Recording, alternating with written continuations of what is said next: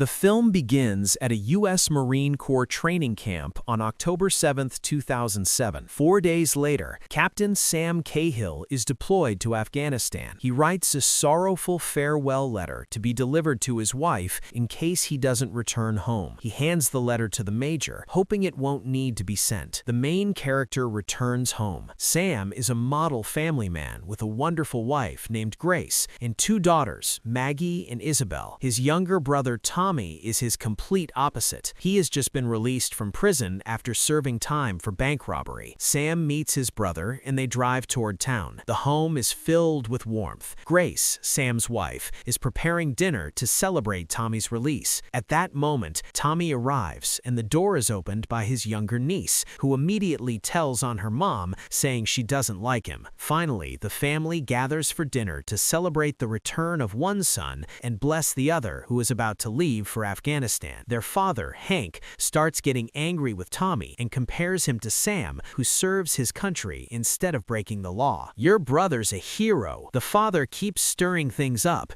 and it ends in an argument, with Hank leaving the house. As he leaves, Tommy asks his brother to be careful. "Be safe over there, all right?" That evening, Sam takes off his wedding ring, and his wife hangs it around her neck and tells him she loves him. 5 days later, Sam is already driving through the Afghan desert and says he feels at home there. He records everything on his phone as they pass by destroyed equipment. Soon, the helicopter carrying him and his squad is shot down, and they crash. Grace is taking a bath when suddenly the doorbell rings. Her older daughter opens the door and sees 2 soldiers who have come to deliver the horrible news about her husband's death. "What's wrong?" Grace can't accept it. She rewatches old videos of her husband and keeps dialing Sam's phone number. "Sam Cahill, please leave a message." That night, a drunk Tommy arrives at the house to return a car. He's surprised Grace is so upset over a broken headlight. Then, in tears, she tells Tommy what happened to his brother. He is the last one to learn of the tragedy, as no one could reach him all day. He starts yelling at her, saying they never should have let Sam go to Afghanistan. Tommy returns to his parents' house and sits on the porch where his stepmother meets him and invites him inside, but he says he wants to be alone. Grace gets the girls ready for the funeral, but the daughters refuse to wear black dresses. At the funeral, the widow receives that same farewell letter. After the ceremony, Hank has been drinking, and Tommy tries to take the keys so his father won't drive drunk. Hank again reproaches his youngest and compares him to his older brother. But Tommy also has something to say to the old man. He wasn't a great father or husband, and he filled Sam's head with military nonsense. Eventually, Hank walks home. Grace is afraid to open the letter and puts it away. We are taken back to Afghanistan. The Taliban are escorting 2 soldiers. Turns out Sam and another soldier, Private Joe, survived. The Taliban captured them and threw them into a zindan, an underground prison. Sam tells the private not to say anything to the Taliban. He must remain silent. A drunk Tommy calls Grace at 3 in the morning and asks for help with money. He's $47 short to settle his tab with a bartender who now threatens to report him for breaking parole rules. The woman had to bail out her wayward relative in the middle of the night and bring him home. He wakes up to the clatter of kitchen utensils. The girls decided to make pancakes to cheer up their mom, who was very sad about their father's death. Tommy asks them to stop and be quiet. "Stop it." "No." But Maggie refuses, and Tommy has to get off the couch. Hank shows up. He didn't expect to see his son here. The man apologizes for his behavior the night before,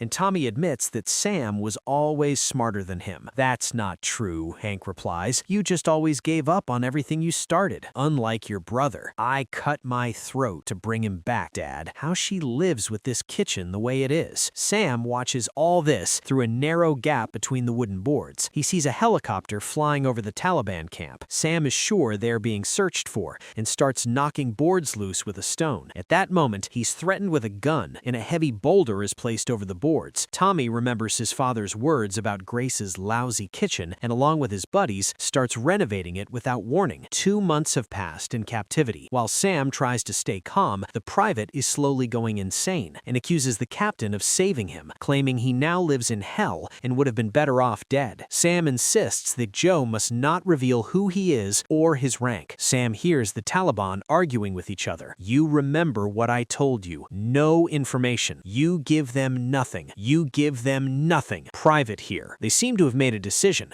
and the Americans are loaded into a car and transported to another location. Before the prisoners, they bring out an Afghan man man, force him to kneel. He had used a satellite phone to call his pregnant wife and thus revealed their location. The offender is immediately shot in the head. Welcome. The Taliban leader says this is their country and that they have no business being here. Sam must deliver this message to America or he will be forced to. While Grace mourns her husband, the renovations continue. The men even involve the two daughters in the work. They recall what a great athlete their father was. Maggie accidentally spills paint on one of the bearded guys. What are you doing? Painting. He now needs a change of pants and a shirt. Grace goes to find something in her husband's closet, but snaps and grabs everything she can carry in her arms. Owen doesn't understand why he's been given so many clothes, or whether he should return them later. Grace is sad again. Sam is tied to a post under the open sky. He is doused with water and asked if he wants to help his friend. Right in front of him, Joe is tortured with a hot iron. He can't take the pain, and on camera says Americans have no business here and sends love to his wife and child. He also reveals that Sam has two daughters. Grace comes home and gets a surprise. The remodeled kitchen is finished just in time for her birthday. Everyone close to her congratulates her, but one very special person is missing. Winter has come. During a walk, older sister Isabel complains to Tommy that everyone loves Maggie because she's cute. He tells her a story about how Sam once saved him from drowning in this very river. They arrive at the ice rink, and Grace is surprised how good Tommy is with children. One day, Tommy visits the bank employee he had threatened during the robbery and asks for forgiveness. They talk for an hour. After the incident, the woman couldn't sleep properly for 3 years. She lived in fear that the robber would return and shoot her. Tommy tells Grace about it, and she's proud of him. That evening, they reminisce about their school days. Grace admits she didn't like him back then because he was always drunk and getting into fights. They dig up the past, look into each other's eyes, and suddenly share a passionate kiss. Grace decides she needs some air, and Tommy, crying, eventually leaves. All this time, Sam's letter remains unopened. Grace still doesn't read it and puts it back in the drawer. Sam and Private Joe continue to be tortured. One day, Sam is handed an iron pipe and ordered to kill his comrade. Since Joe has already revealed everything, he's become a burden to the Taliban. Sam initially throws the pipe away, but they point a gun at him and say, "It's either you or him." They mention Sam's family and say if he doesn't kill Joe, they will. To the shouts of the Afghans, Sam beats the tortured Joe to death with the pipe. The execution is filmed. Tommy visits Grace's house again under the pretense of installing decorative panels. Grace is a little unsettled after the previous evening. He says he'd be happy to see the girls from time to time. Grace replies that they are all glad to see him. Later, Hank arrives. He's surprised that his son has become such a handyman. The Taliban camp is attacked by American forces. One of the leaders tries to kill Sam but misses. He's then shot and falls into a ravine. The camera with the footage burns. Finally, the Marine is freed from captivity. Get down. While Tommy plays with the kids in the yard, the phone rings inside. Grace answers and learns that her husband has survived. She's in shock. The whole family welcomes him at the airport. Tommy is both happy and sad. The girls immediately show off the new kitchen. They say that Tommy and his friends did the renovation. Sam lies on the bed and hugs his wife and daughters tightly. Grace joins him in the bathroom and kisses his scars, but Sam is cold and hints that she should leave. He's changed, and it's noticeable. Tommy reads a newspaper reporting on the death of Private Joe, killed by Sam. Hank notices Sam behaving oddly and recalls how he himself withdrew from his sons after returning from the Vietnam War. At the ice rink, Sam sees how Grace and the kids interact with Tommy. He tells Tommy that he looks great with his family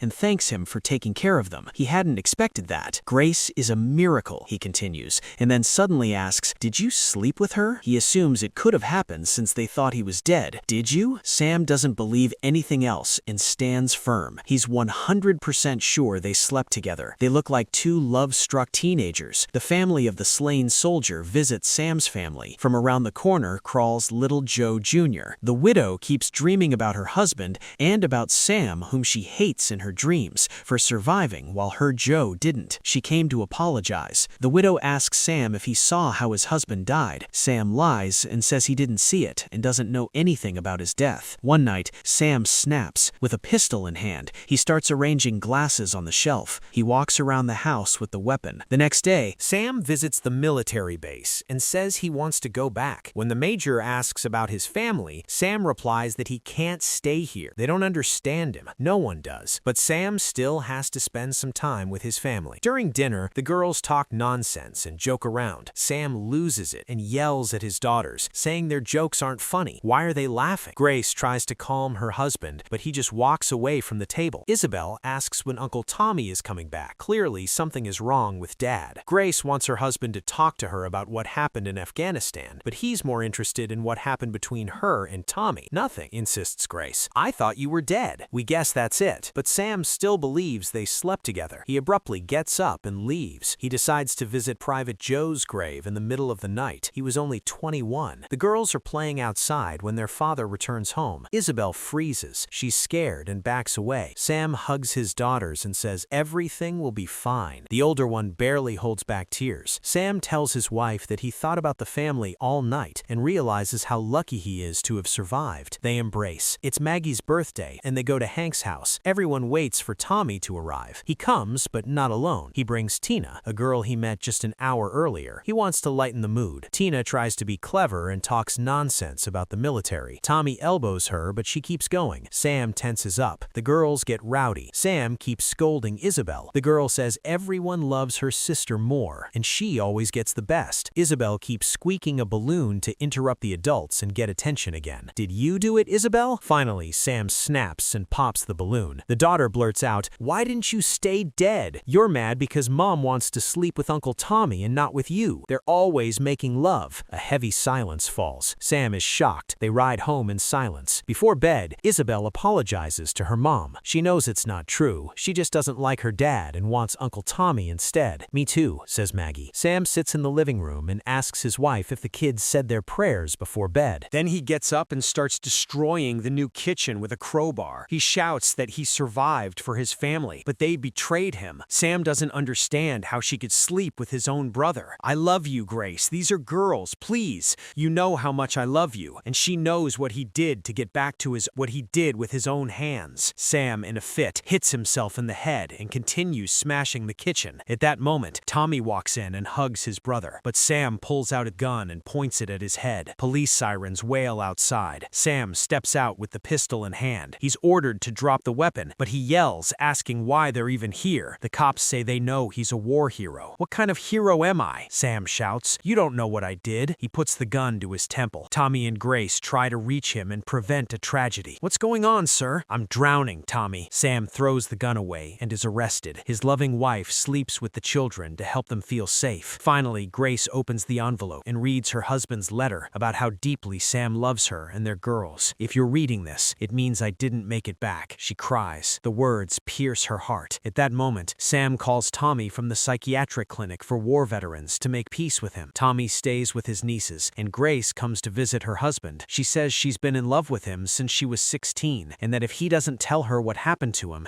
he'll never see her again. Why is he tormenting himself? Sam decides it's time to tell her everything. A tear runs down his cheek, and he says, "Killed Joe Willis." Grace hugs him. After his confession, Sam wonders if he will ever be able to live a normal life again.